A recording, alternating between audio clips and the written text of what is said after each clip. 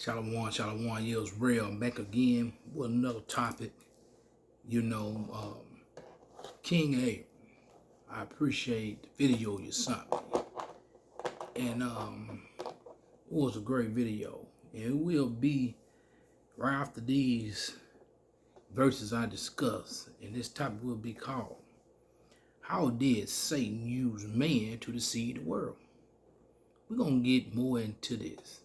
It's about the situation they was talking about. They no longer talking about Israel. So look at this video they put together. Don't be surprised what you hear. Because the Father told us he was going to make them tell the truth about the things they are doing to us, Israel. So that's the first thing. But we're going to get into this. We're going to read a few verses before we get into this, Israel. And make sure you watch. The video is coming up immediately after this. So, how did Satan use man to deceive the world? We're going to get into this. We're going to start off in 2 Corinthians chapter 4 and verses 4 through 6. In whom the God of this world had blinded the minds of them which believe not. Like they did us, they went on and celebrated holiday, Easter, they called it, pagan holiday, Roman holiday. Remember that Roman Catholic, you about to get a lot of it. The young hellifying worker of the devil, young Pope. But we'll keep going. Lest the light of the glories of the gospel of Yahshua, whom is the image of Yah. Whom is the image of Yah? Yahshua, his son, which we are the image of him. Let's keep going. Should shine into them. So Yah shine into us through this book, through this word that he gave to his son Yahshua to give to us. Let's keep reading, Israel. For we preach not ourselves. So we're not preaching ourselves. We're not reading this book. We're not preaching of ourselves. We is preaching and teaching and bringing out this word of the Most High Yah, which Yahshua brought to us through the apostles and himself. So we bring this word out. This book, the good book, the book of life, or you want to put yourself in the book of death, it's up to you. Let's keep reading. But Yahshua,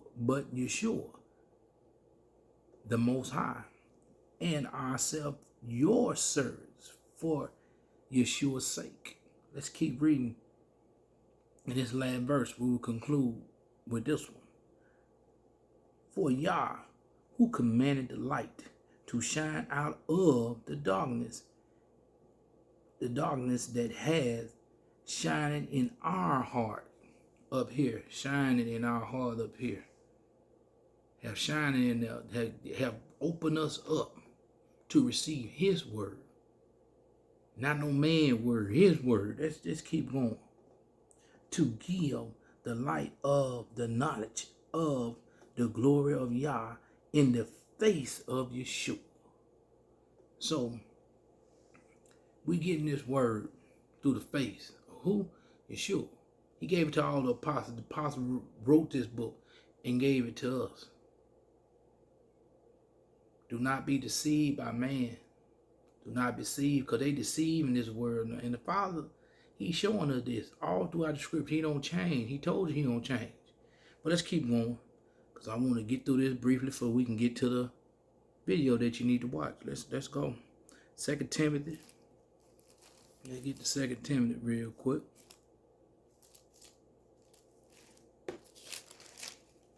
2 Timothy in chapter 3, and we're going to read only one verse. That will be verse 13. 2 Timothy chapter 3 and verse 13. But evil man and seducer shall wax worse and worse, deceiving and being deceived. We see that going on right now. Just wait till y'all see this video. Y'all gonna see how deceiving they been to our people that went out there and did that extra stuff they did. So they got to deal with it though. All praise to the Father that, you know, shine this word through us. The ones didn't do it. But let's keep going. Let's go to 1 Timothy now. And we're going to chapter 4. First Timothy chapter 4. And we will be reading verses 1 and 2. All right. Now, the Spirit speaketh especially that in the latter time some shall depart from the faith, giving heed to seducing spirit and doctrines of devils. We're going to get into that a little bit later with this situation, because that's what they've been doing. Speaking lies and hypocrites, having their conscience snared with a hot iron. We're going to keep going, because that's what our people doing right now. They being deceived and changing their mind, not believing the book. But we're going to keep going. We're going to go to Matthew 7 and 15. Matthew 7 and 15. Matthew 7 and 15 real quick. Chapter 7 and verse 15. Getting there, Israel. See, I love this verse. This verse is very critical in our life right now. Beware of false prophets, which come to you in sheep clothing, but inwardly they are ravaging, they are raven wolves. Raven wolves. Keep that verse in mind. A lot of our people come to us in sheep clothing, but inwardly, that inside man, that manifestation, that ravaging, raven, wolf. We're seeing that a lot in Israel right now, but our people got to wake up, get understanding. Just like my big bro, Kenyatta would say, all kin folks ain't kin. And that's the truth. We seeing that in this walk right now. Like my brother, King Marcus would say, hey, you got to have eyes to see. You got to have ears to hear. You got to have a mind to understand. That heart got to understand it. You know, got to. But you know how many people understanding that? King Mike Miles, my other brother, been trying to warn us for years about the things they doing. But how many people taking heed to what he's saying? How many people are just, you know, Israelites, I should say, taking heed to what he was saying? He just showed y'all a video with the other nation out there trying to bring our word to us. How? When it's not made for them. That was great what King Mike Malice did, our brother did this past Sabbath. But we're going to keep going. Because like I said, I want to get y'all to this video because I want y'all to see it. So we're going to move on to 2 Corinthians. We're about to go to 2 Corinthians chapter 11, verse 13 through 15. We getting there, Israel. We got to lay down the foundation, the groundwork before we get into this video. Just for y'all can see what's going on. So this is the thing. We got to see what's going on with Israel. And I appreciate King Aaron Moore. He brought this to me. I was knocked out yesterday just getting rest. The Father had me resting. Sometimes we have to get that rest. But he brought this to me, so I'm bringing it to y'all. All praise to Yahshua. All praise to the Most High for allowing King Aaron to share this with me so I can share with y'all, family. So we done made it there. 2 Corinthians chapter 11, verse 13 through 15. For such are false prophets, false apostles, deceitful workers, transforming themselves into apostles of Yahshua. That's of Christ. I'm going to read this. I'm going to say Christ. I'm not going to say Yeshua. Of Christ. And no marvel, for Satan himself is transformed into an angel of light. So as you see, Satan transformed himself to the angel of light. Let's keep going. Therefore it is no greater than if his ministry also be transformed as the ministries of righteousness, whose end shall be according to their works. And we know what their works gonna be. We know what their end gonna be. That lake of fire, them brimstones. But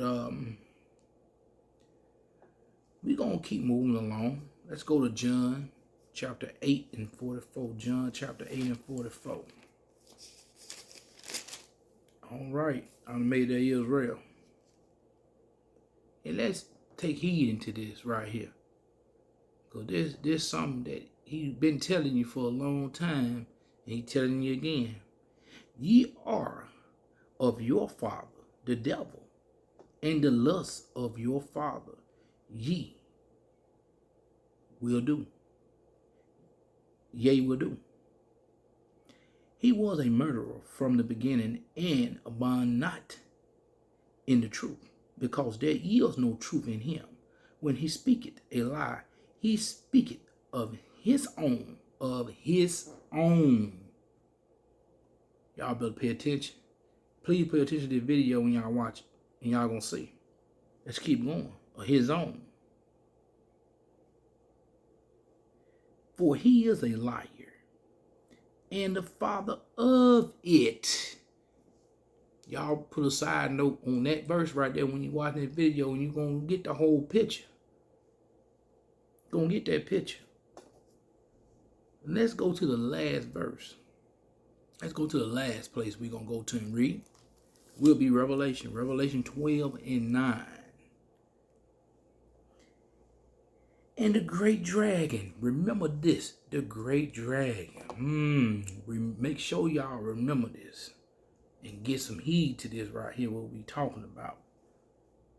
Get some understanding, I should say, what we talking about right now. Family, please understand through this word. That's what the book say, get understanding through this word. Let's keep going. And the great dragon was cast out, the old serpent. Ooh, let's keep going. Called the devil and Satan, which deceived what? The whole world. Still doing it right now. He was cast out into where? Into the earth. Into the earth, my people. Let's keep reading. And his angels were cast out with him. So ain't they still here? Ain't they still here, Israel? Be not deceived. But see, I want to read something. I'm going to read the rest of this, because I want y'all to get a good understanding of what's going on right now. What the Father gave me, he said give it to his people. You always got to get his word. When he give you something, he give it to you, not to hold on to it, for you to spread to your people.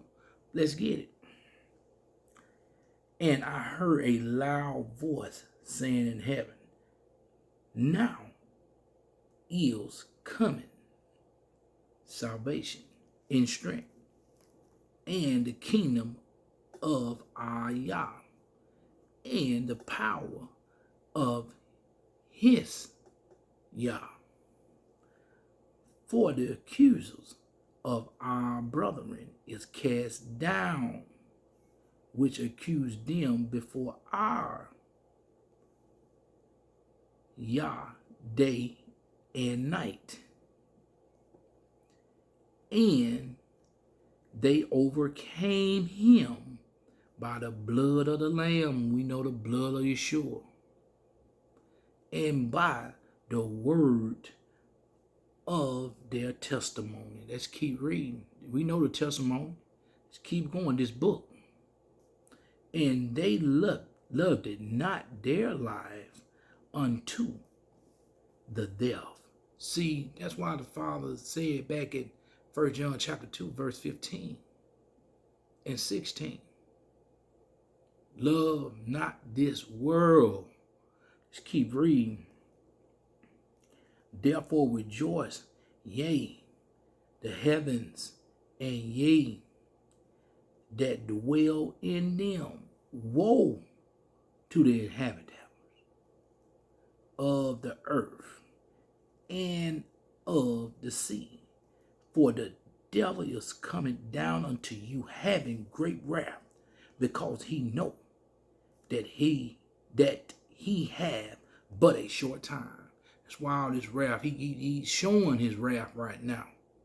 He know he have a short time. He even got shorter now. Let's keep reading. The inhabitants of this earth, he know. And who we talking about? Israel. Let's keep going. And when the dragon saw that he was cast unto the earth, he pursued it. The woman which brought forth the man child. Let's keep reading. And to the woman were given 2 wings of a great eagle. Pay attention to a great eagle. We already know what we're talking about, right? Let's keep going. That she might fly into the wilderness, into her place, where she is nurturing for a time, in a time, and a time and a half, from the face of the serpent. From the face of the serpent. Let's keep reading. And the serpent cast out of his mouth water as a flood after the woman, that he might cast her to be carried away of the flood. And the earth helped the woman, and the earth opened her mouth and swallowed up the flood which the dragon cast out of his mouth. Let's keep reading. And the dragon was warned with a woman, and when to make war with the remnant of her seed. So where's the remnant of her seed? Who? Israel. Let's keep going. Which kept the commandments of Yah and have the testimony of Yahshua. See, it's so important right now. He is at us. Satan is at us. That devil, them fallen angels, is at us right now, Israel. These times right here is about to be some of the roughest times that in all humanity and all life, all Israel life right now. Who are you going to ride with, Israel? Are you going to ride with what the Father gave us in this book? Or are we going to ride with Yahshua and the Most High? Or are people going to ride with darkness, which is death, which is of Satan? It's time to pick your side, and I hope your side is the light and not darkness, Israel. But we going to get into this video, family, and I hope y'all get some understanding of this video right here. How did Satan use man to deceive the world? Get understanding to the Israel. I will talk to you soon. With that said, I love y'all, Israel. Shalom.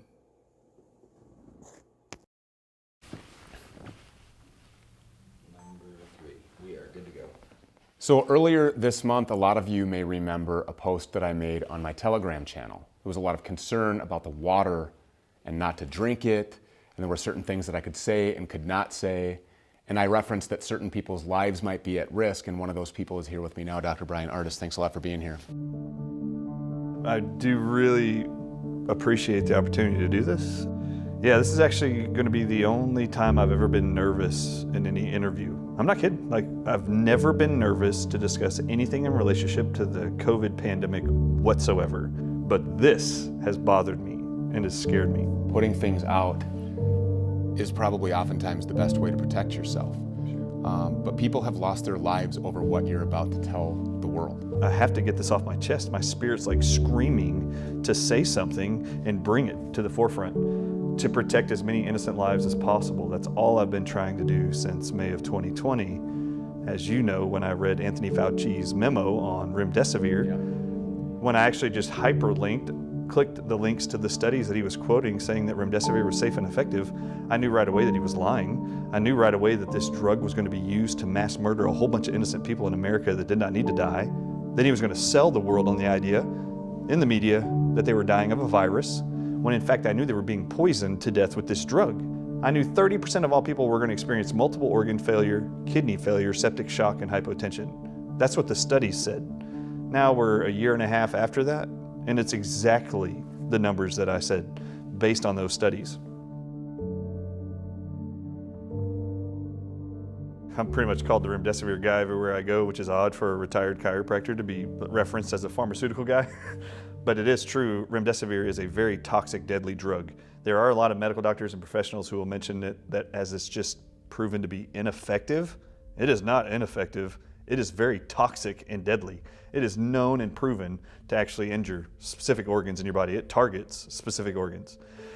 This is a part of why I think my spirit is so moved to make sure this gets out, is that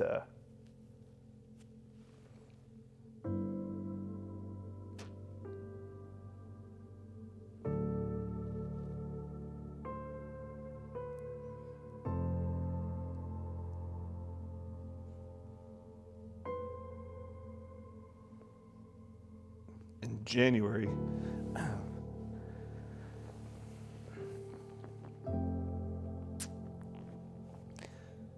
January 21st of this year, so just 2 months ago, the FDA decided to authorize remdesivir as the only drug to be authorized to be used in all newborns in this country.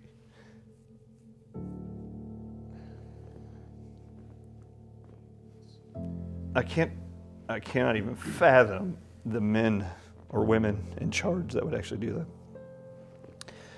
So it's now been moved since January 21st of 2022. It's been moved out of hospitals as the only drug to be used, only allowed in hospitals this entire pandemic. Now they're moving it into in and out of hospital care for children as young as newborns 7 pounds heavy through the 18-year pediatric age range. It's the only authorized drug. There is nothing else that they're allowing for COVID-19 treatment. And I find that incredibly evil. And then they've also now canceled monoclonal antibody uses throughout the United States and all U.S. territories for COVID-19 early treatment, and they're moving remdesivir to the infusion centers where they were using monoclonal antibodies as the only IV infusion drug allowed. I have been moved with one singular purpose since May of 2020. When I read Anthony Fauci's memo about remdesivir, I felt this spark inside of me that I now had to go voice to the world a warning to try to protect as many innocent lives as possible from being killed.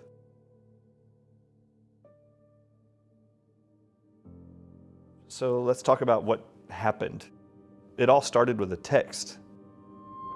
There's a medical doctor that I admire and love because he is nonstop from the beginning of COVID, has had the ability to project information and say to people around the world, you do not have to fear COVID.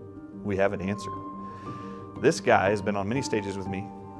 He still practices right now medicine and is an ER doc, and he sent me a text. It actually was dated December 1st, and I did not see it until like December 18th. I don't know how I didn't see it, but the text read, "Hey, Dr. Artis, if you got bit by a rattlesnake, would you go to a hospital and get antivenom?"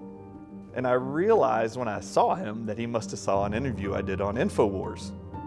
So Kate Daly did an interview with me and wanted to go over my thoughts of monoclonal antibodies. Well, I had been given some research studies that actually bothered me. I didn't like the idea based on the data in these research studies. I didn't think monoclonal antibodies were safe long-term, not short-term, but long-term. Right. Now I read the actual text message, got in the shower, and while I was in the shower, I was sitting there thinking, why would he send me that text? It has nothing to do with COVID, like zero, nothing to do with COVID. So I'm going through this and I'm thinking about the text, and all my brain keeps going to is, why is he mentioning wouldn't I go get anti-venom? Is there something about anti-venom I don't know? So I actually got out of the shower, went and got on the internet, and I wanted to know what is anti-venom? Only to find out that most antivenoms are monoclonal antibodies or polyclonal antibodies. And then I got it. Then I knew why he sent it to me. He wanted me to immediately see a question that he knew I would say, of course I would. If I got bit by a rattlesnake, of course I'm going to go to the hospital and get anti-venom. So in his mind, I think he knew this was a way, or God inspired him to send me this message, that Dr. Artis would be able to relate yes to the answer, then go figure out why it is he would say yes. Okay, this is where it all started. I will repeat what Steve Kirsch said to an audience with me last month. He said, if the CDC says something to do, you do the opposite. If the NIH says to do something, go the opposite. FDA, do the opposite. I'm sitting there realizing that antivenom is monoclonal antibodies, and then I immediately revert back to, in my own head, I'm not trusting anything the CDC, NIH, or FDA says. Is our federal health agencies, are they recommending monoclonal antibodies for COVID-19? Now, this is in the middle of December. No, they're not. Right. They've been bad-mouthing monoclonal antibodies this whole time. They stripped them out of Florida when DeSantis wanted to use them. And then in January 21st of this year, they totally stripped out monoclonal antibodies. They do not want you touching monoclonal antibodies. They also didn't want you from the beginning to touch hydroxychloroquine. Yeah. They also don't want you touching ivermectin. They also don't want you touching NAC, Yes. and acetylcysteine. So the things they tell you to avoid, we know they're telling you to avoid because they work. So when I realized that the federal health agencies actually were not supporting monoclonal antibodies, I mean, in an instant, I realized I was wrong. Right. That the CDC, NIH, and the FDA are bad-mouthing monoclonal antibodies for a reason. They know they work. And we believe that this is because they want people intentionally to not recover. Absolutely certain. Yeah. No, there's no doubt about that. Oh, no, this actually got way more evil for me since I read that text than even before I read the text. I cannot believe the amount of evil behind this pandemic with what I've realized since then. I realized all of a sudden that monoclonal antibodies are anti-venom. The federal government doesn't want us using anti-venom. Why are they bashing anti-venom, and why are we finding anti-venom works against COVID? Is it not a virus? Is it a venom? Like, this is what I want to know. Like, is COVID a venom, and this is why they don't want you using monoclonal antibodies? I mean, that sounds completely insane as a theory. It is completely insane. I mean, how would the masses be infected by snake bites? Yeah, let me ask you a question. Can I ask you a question? Sure. Do you believe the mass media is controlled? Of course. You actually do believe that? Yes. So you believe that whatever's being pumped out in the media is being orchestrated and controlled? Of course. Like across all of it? Across all of it. Okay, good. All right, so in my head, I was like, okay, how do they keep people on that story? So there's this mass media group who are telling a huge story. They're all telling the same story around the world. Whenever anybody says anything against that narrative, what do they use now to combat that in the mainstream media? Disinformation. Yeah, they call them fact checkers. Yeah, fact checkers, yeah. Fact checking is the opposite of fact checking. The arbiters of lies are the fact checkers. By definition, fact checkers are to divert you from truth and take you back to a narrative you're being sold worldwide. Right. If it's true that COVID could actually be snake venom, and how I got there was they don't support the use of anti-venom called monoclonal antibodies because they work. The easiest way to figure that out is, has that ever been fact-checked? And I wanted to know, was there ever any mention that the source could have been a snake? And? Oh my God, I couldn't believe it. Over and over and over in the media in January and February of 2020, are non-stop publications that the original source could either be from bats, snakes, or pangolins. And every time the snake is mentioned, fact checkers, 1, 2, 3, 4, 5, 6, constantly fact check it and spin it to the bats. There's no fact checking about bats. They keep letting you look at bats. In the beginning, in January of 2020, the scientists inside of China said this can't be from these bats. These bats hibernate and it's the winter. When they did genetic sequences from the antibodies in the people who were sick in Wuhan, they found that their genetic sequence was not most like bats. They were most like 2 snakes. Proteins from the Chinese crate and the king cobra. Then I find in April of 2020, there's a research study published in France where they're finding that the receptors in the brain called nicotinic acetylcholinesterase receptors, that these are actually bound most tightly to snake venom of crate and cobra is what they're finding, and that the spike protein from SARS-CoV-2 is most identical to Chinese crate and king cobra venom. Then I find out that there's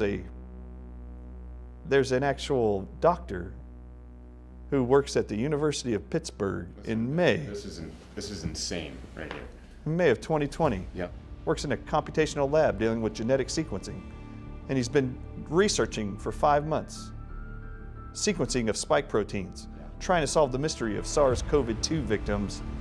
And he says he's got a big press release. They're going to actually announce all their findings. And Bing Liu is his name. Setback in the quest to understand coronavirus after a researcher is shot and killed. 37-year-old Bing Liu was on the verge of making significant findings on COVID-19. And that's when I freaked out. Also, all of the clippings in the media when they interview his boss, who is still at the University of Pittsburgh, last name is Bahar. Every time he was interviewed, he said that they were going to publish the work they found through Bing Liu's work in their department. That's never been published. I'd like to know why a year and a half later that's never been published. A year and a half now? Where is it? And then all of a sudden the realization came that this is the great lie. When I say that they have lied to you about everything in relationship to COVID, they've even lied about the viral part of COVID. Now you have to understand here, my entire stance for the last year and a half has been to educate, warn people about hospital protocols because of a drug called remdesivir. Right. So, in this realization that this could all be related to venom, something bothered me in the January 21st EUA that came out from the FDA about remdesivir. In this 42-page document, it actually says there's only one drug that cannot be co-administered with remdesivir at the same time because it negates the antiviral properties of remdesivir, and that drug is hydroxychloroquine. In 2020, January, there's this incredible study that's published where there's been over like a 10-year period where a company has been funding a research study gene mapping all the genes of the venoms and proteins and peptides inside of king cobra venom. And in January 2020, they published their findings. Oh, ask me if I was shocked when I saw that it was 19 toxic venom proteins that they isolated that specifically target organs in your body. So I go to the funding part of this study, and I want to know, well, who funded this and how many companies? It says that the majority of the company's funding and studies funding came from a company called Genentech. Genentech is a subsidiary of a company called Roche. I don't know anything about these companies. I've never even heard of them. The employees of Genentech, who were the authors of this study, said they have a conflict of interest because they actually hold shares and stocks in Roche. And all I did was go like this. This is not a joke. I was like, Genentech? I've never heard of Genentech. Is there a correlation between Genentech and Gilead? This is not a joke. I typed it on the internet. Is there a connection to Genentech and Gilead? Oh my God. Gilead bought 2 facilities that deal with biological studies from Genentech in 2011 and then brought 55 of their executives into Gilead in 2011, just when that King Cobra study started.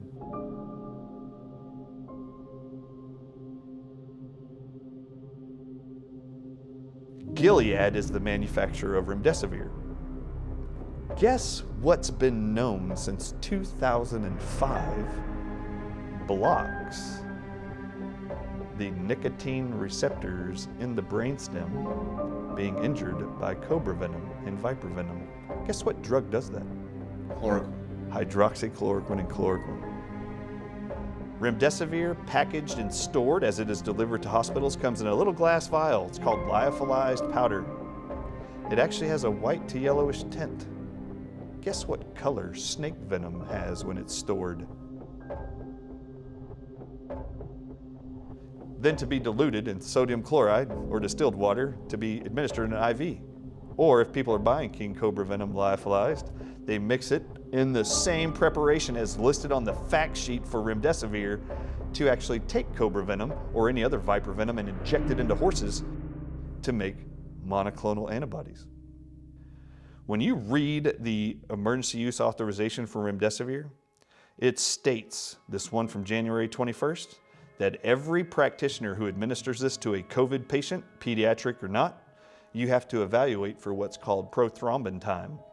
Prothrombin time means if it increases the prothrombin time, it means it's taking your blood's ability to coagulate and making it longer. So it thins your blood, you can't clot. Right.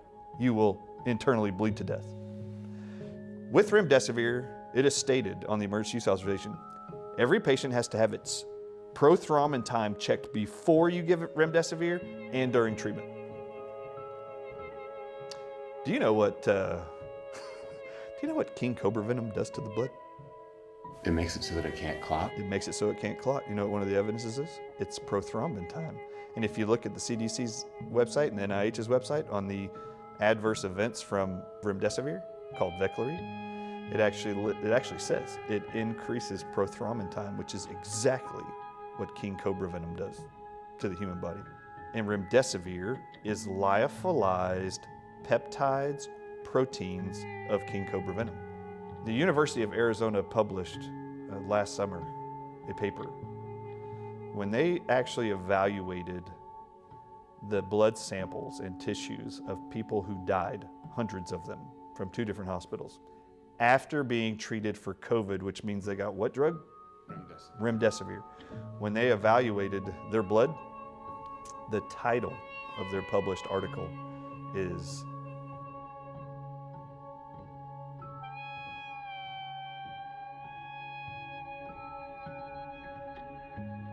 Welcome back. Why do some people, seemingly perfectly healthy, die from COVID and others don't? It's a question baffling experts during this pandemic. It sure is. And new research from the University of Arizona suggests we're closer to getting an answer. As Team 12's Jess Winters explains, it seems to boil down to an enzyme that's also found in rattlesnake venom.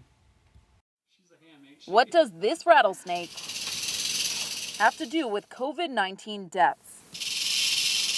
We turned much of my research in my lab towards COVID a year and a half ago. Chilton says he got blood samples from more than 100 patients in a New York ICU. They either had no COVID, a mild, moderate, or severe case of the virus. He did some fancy schmancy artificial intelligence in his lab and discovered 2 distinct patterns in the people who were dying from COVID. These patterns, number one, told us that the vital organs were in trouble, but the other looked as if they were being attacked by some enzyme. He says he then found the highest concentration of this enzyme that has ever been found in humans. These levels attacking internal organs means multiple organ failure and death. So where do the rattlesnakes come into play? This enzyme is a humanized version, part of the same family as the active ingredient in snake venom. In simple terms, this enzyme related to rattlesnake venom that's been found in humans is likely causing tremendous damage leading to COVID-19 deaths. And then they take you through all of the elevated enzymes in the blood samples of these people that are naturally found in rattlesnake venom and viper venom that are in levels they've never seen before. Do you want to know how they got there? 5 to 10 days of remdesivir. They've known since 2005 if you inject a mouse with cobra venom, you inject it like they're doing with remdesivir, injecting it into your veins, it actually causes a cytokine storm in the lungs of all animals. I am convinced that COVID-19 is not a respiratory virus of any kind. It is actually venom poisoning, and they're using, I believe, synthesized peptides and proteins from venoms of snakes, and they're administering them and targeting them to certain people. Now, the amazing thing about these 19 toxins found in cobra venom, they're specifically sequenced to target specific organs, like the pancreas in a diabetic, like the heart in a heart disease patient, like the liver in a hepatitis patient. Wait. So if I die because I'm a cancer patient, or if I die from some sort of liver-related function because I've had liver problems, if I die, then it'll be undetectable. It'll be untraceable. They're gonna chalk it up. Of course this diabetic died. This is the most original of all bioweapons ever. Snake venom. I mean, we know how poisonous snakes are. This is the most obvious bioweapon ever. When I say this is the most evil thing I've ever encountered in my entire life, could you ever have imagined that the one greatest symbol of evil in all of Christendom, what is the symbol of evil in Christianity? The serpent. The serpent. Can you think of anything more evil than envenomating the entire world with snake venom and then injecting snake venom into your veins and then using mRNA technology that they've been isolating from snake venom for years that they know are unusually stable, more stable than any other mRNA they've isolated from other natural organisms for decades. 2015, they took mRNA from cobra venom, crate venom, and they actually wrapped the mRNA in nanoparticle hydrogel. How often have you heard about that with these new mRNA vaccines?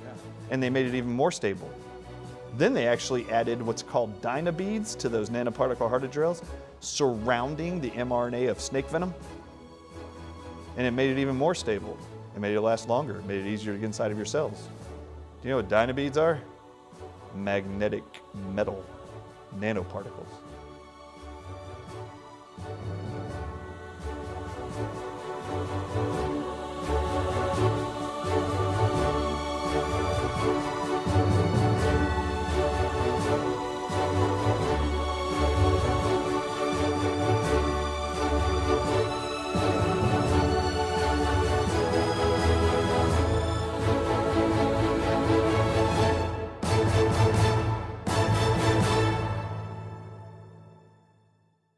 Do you have any people paid by the CIA who are working for television networks? This, I think, gets into the kind of getting into the details, Mr. Chairman, that I'd like to get into in executive session.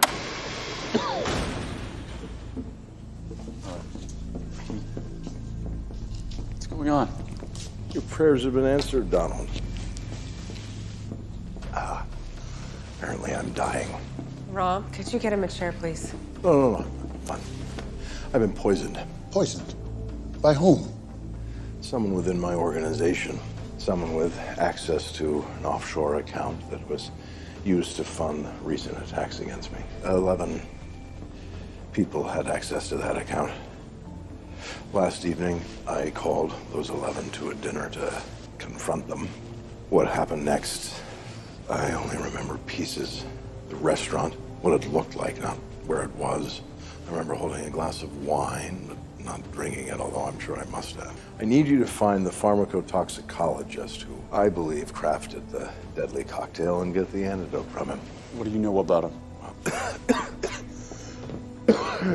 There's a man who told me he's known as the apothecary.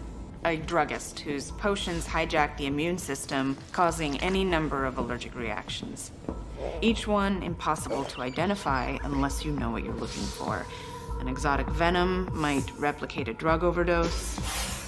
A personally tailored allergic reaction might trigger cardiovascular collapse. The apothecary can create embolisms, aneurysms, inhibit respiration, induce paralysis.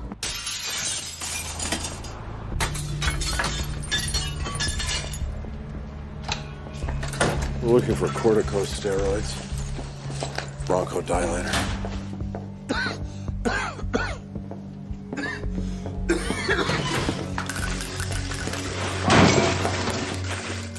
Go. I'm hard.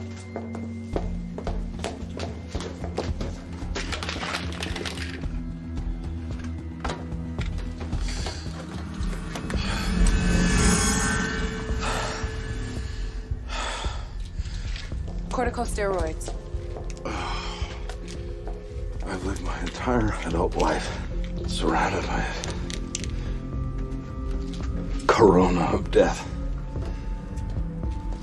Some days I even long for it, but lately I find I'm unwilling to go gentle into that good night. Bronchodilator. That is the bad news. There's good news. The lab did find one distinct element in the molecular structure of the drops taken from Robert Dolly's apartment. A peptide unique to the venom of Bungaris flaviceps, also known as the red-headed kite. When I saw this, I knew I was right. I knew I was supposed to see that because it was confirmation to me that other people knew this was planned all along, which we've known this is a plan. Yes. The FBI figures out that it's actually peptides found in crate venom that poisoned Reddington. In the show, you learn that he was poisoned by drinking. It was put in his drink. And then I realized something. I realized how they've been spreading this.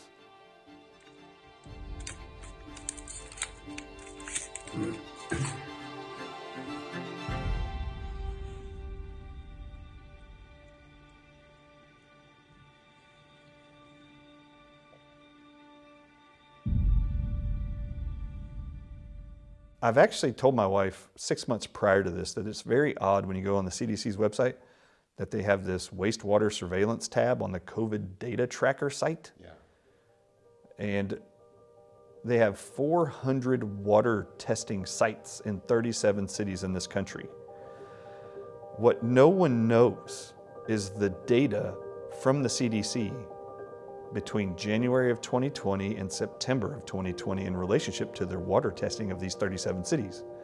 They only let people know they were doing it in September of 2020 and now are releasing that data. They now just announced 2 weeks ago, Walensky did, of the CDC, that they're now upping their water testing. They say, and have been reporting to media outlets, that how it works is they are PCR testing our wastewater because we, as we get COVID-19, are pooping it in the water, and we're gonna test our wastewater, and we can tell a city when there's high amounts of SARS-CoV-2 in the water, they can actually tell that same community 4 or 5 days later is gonna be an outbreak of COVID-19 in that city. Wait a minute. That's backwards. That is completely backwards. If a community has had SARS-CoV-2 go through their body, they already had their symptoms. That's it. When they eliminated the virus, supposedly the virus, out of their body and it ends up in your wastewater, you no longer have symptoms. Right. How could you know and then be able to confirm in the future, 4 to 5 days from now, when we find it in your wastewater supply from your city, when we see it being shed in your water, 4 to 5 days later, we can actually tell you there's going to be an outbreak in your city? It's not because there's an outbreak in that city, just like in the show Blacklist. I had to break this down for every aspect of COVID, one thing that's been very unique to COVID is this sense of loss of taste and smell that lasts for months, even years. Holy cow. I had no idea. They already knew this did this to people when you drink it. For the people who are the natural healers or the individuals who've got bitten, when they actually suck the venom of cobra into their mouth and then spit it out, they have this loss of taste and smell that can last 12 months, a year and a half. It's just from having it exposed in the mouth, which is exactly what's happening when it's being put into our water. Now, the thing about the water is this. They are using the water systems because they can target specific demographics. They are absolutely confident that the peptides they have chosen for COVID, circulated throughout the earth and throughout the populace, specifically targets, and the vaccines and the mRNA in the vaccines, specifically target organs like your spleen, your pancreas for diabetics, that's a concern, brain tissue, liver tissue, lung tissue, and heart tissue. So if you already have a disease process of inflammation of any of those organs, you are the ones they're targeting. So the people that work at my water treatment facility are aware of this? They're in on it? No. Okay. No, the CDC's in on it. And the CDC is working with contracting companies to make sure they do it. Mild and kind. Kent is kind tasting to your taste buds, kind tasting to your throat. So there's nothing to disturb your full enjoyment of the goodness of Kent's finest quality tobaccos. So get your taste buds back to normal. There are nicotine receptors in your brainstem that control your diaphragm. Your diaphragm has to contract to be able to allow oxygen at all to get into your lungs.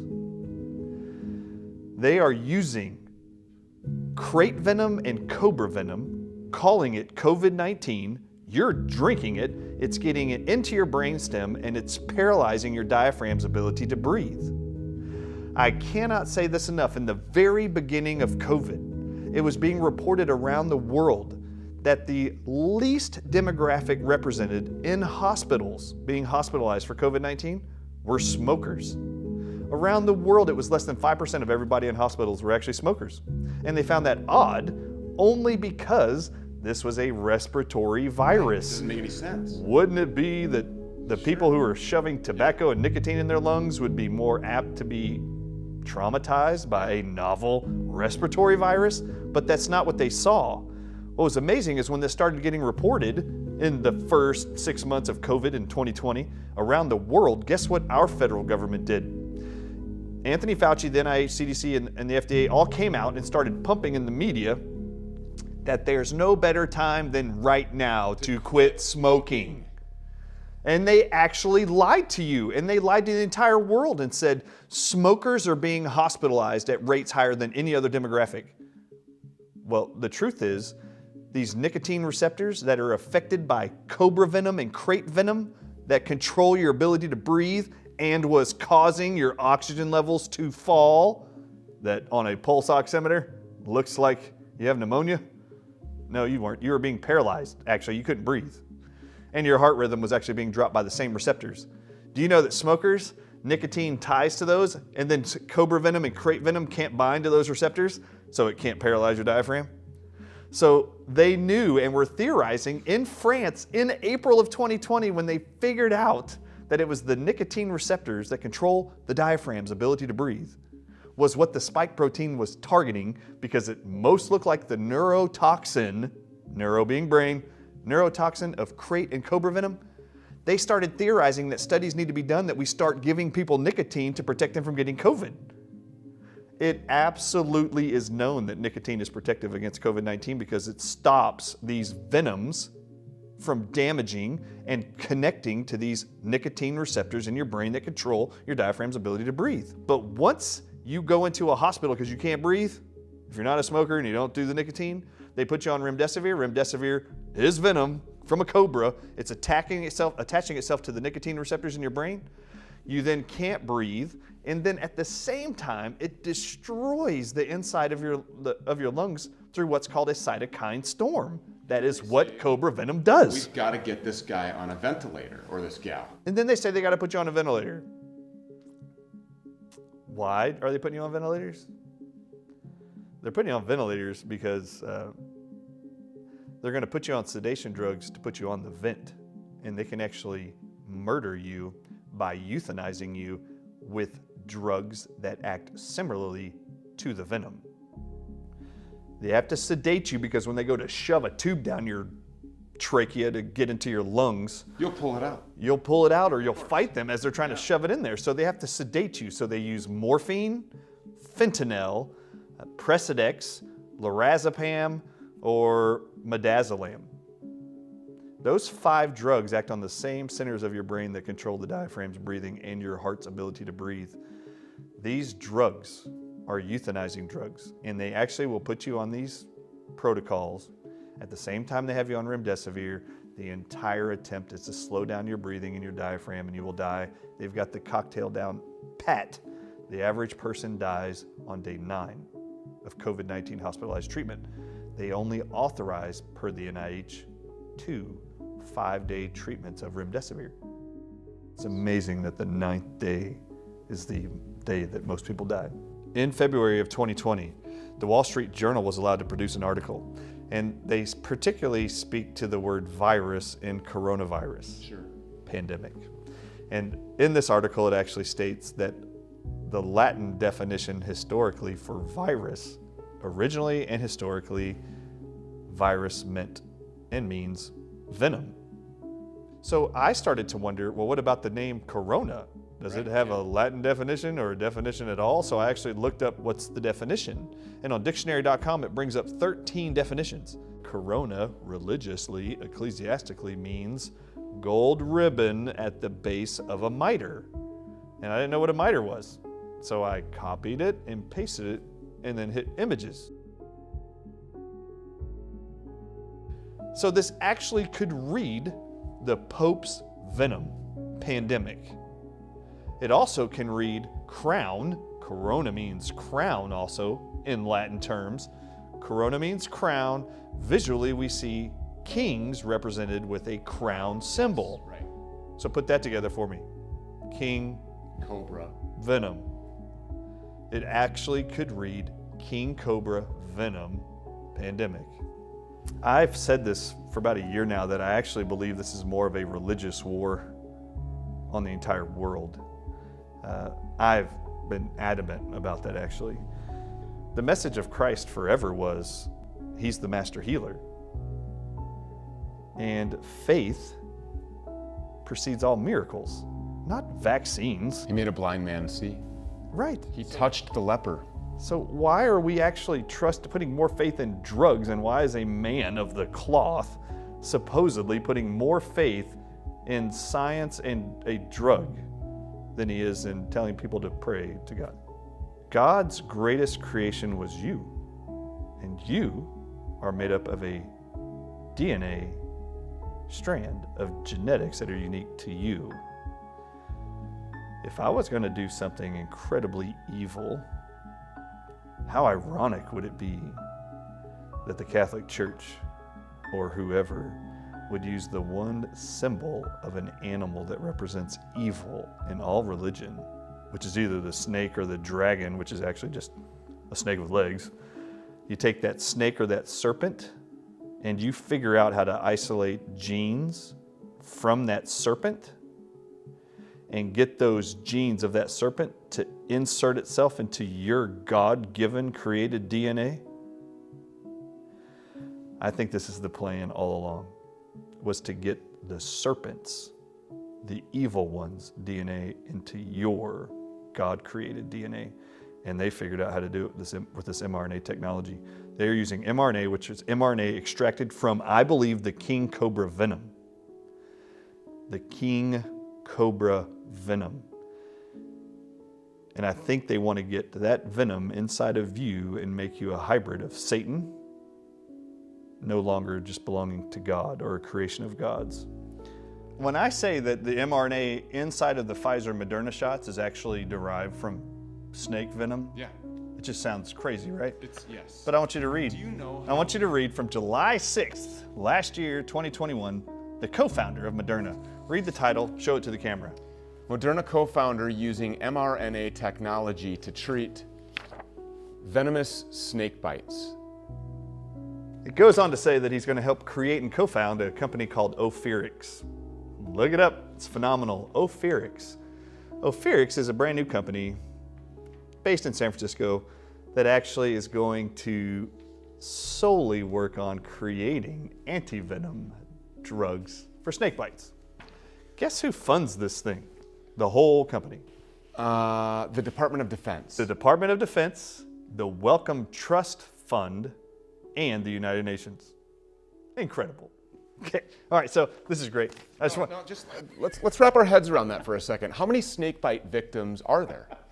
It's like 100,000 people. 100,000 people will die from snake bites, but this is enough for the CEO of Moderna to make that this is a huge issue. But not only that, but the importance for the Department of Defense and for the United Nations to get on board and to fund such a venture.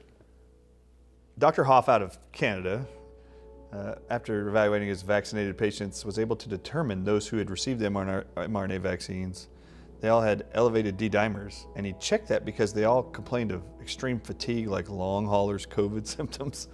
And he was enlightened to do this D-dimer test, and then found every single one of them had elevated D-dimers. Now I want you to read on Medscape, I just printed this out from medscape.com, what is it that medical doctors are trained to look for when they see elevated D-dimers? So read the title, and I want you to read the 5th bullet point. How are elevated D-dimer levels interpreted? Snake venom poisoning. So even medical doctors are trained to look for elevated D-dimers and to know that this is a possible snake venom poisoning. And notice they didn't use the word snake bite victim. Right. Snake venom poisoning. And I was like, oh my God, it's in the mRNA shots for sure. This is why you're seeing this. They even talk about it on here that D-dimer is a reflection of fibrinogen and its ability to control coagulation, and that it's usually at normal low levels inside of people who are fine. But then these D-dimers get extremely elevated after snake venom poisoning. Venom poisoning. The kidney failure caused by remdesivir is the #1 organ targeted by king cobra venom. It's the #1.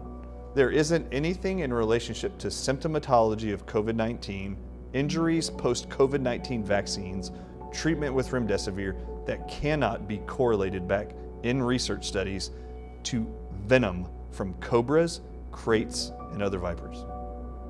So when somebody gets bit by a snake, particularly a king cobra or a krait, what is the long-term prognosis for these people? So these people that have been injected in this jab remorse, I mean, there's been a lot of people like Zev Zelenko, who I respect tremendously, has come out and said, you have a ticking time bomb inside of you.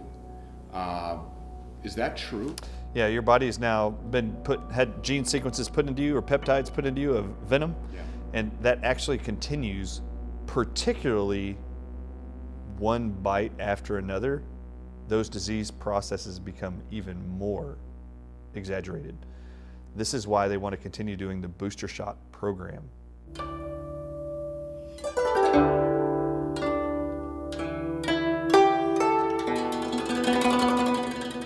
My wife and I are driving back towards our home, and it's late afternoon. We dropped her car off at a mechanic shop, and she said, you need to get something to eat because I'll get hangry, a little snippy. When I get hungry, it's like 2:30 in the afternoon. And she goes, where would you like to eat? And I said, let's just go to this Chinese restaurant right here. And she looked at me, she goes, really? We haven't had Chinese food in years. I mean, it's been at least 5 years. So we go into this payway, order the food. I go to the bathroom. By the time I come out to the bathroom and sit down, my wife's already got the foods sat in front of her, the plates, and then there's 2 fortune cookies that Jane has selected out of a barrel. But my wife is a desserts first kind of girl. So when I sat down at the table, the fortune cookie's already open and she's already eaten it. And the fortune cookie's sitting there above her, or the fortune is sitting above her plate. So I sat down, I look at her and I said, well, I guess I'll eat my dessert first too. Since you did yours, I guess I'll open up my fortune cookie. So I opened the fortune cookie and I cracked it open, and it's opposite the plate, across the plate. And when I cracked it open, the back of the paper of the fortune was facing me. And I quickly saw it as I separated the 2 ends, and I just spun it around real quick to face me. And I picked it up and read it to my wife, and it reads something like this. All of the world's greatest riches begin with 1 penny. I said, how profound. I looked at Jane, I was like, of course it does. Like, who doesn't know that, right?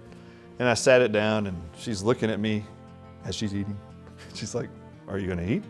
And I was just staring at the actual paper, fortune. And I said, yeah, I'll eat in a minute. And she goes, what's wrong? And I said, it's what's on the back of that fortune cookie that's freaking me out. And usually you'll see like lottery numbers or something random on the back of those cookies. But what I noticed was a name on the back of that fortune. In parentheses on the back of that fortune, as soon as I opened it, are 2 names.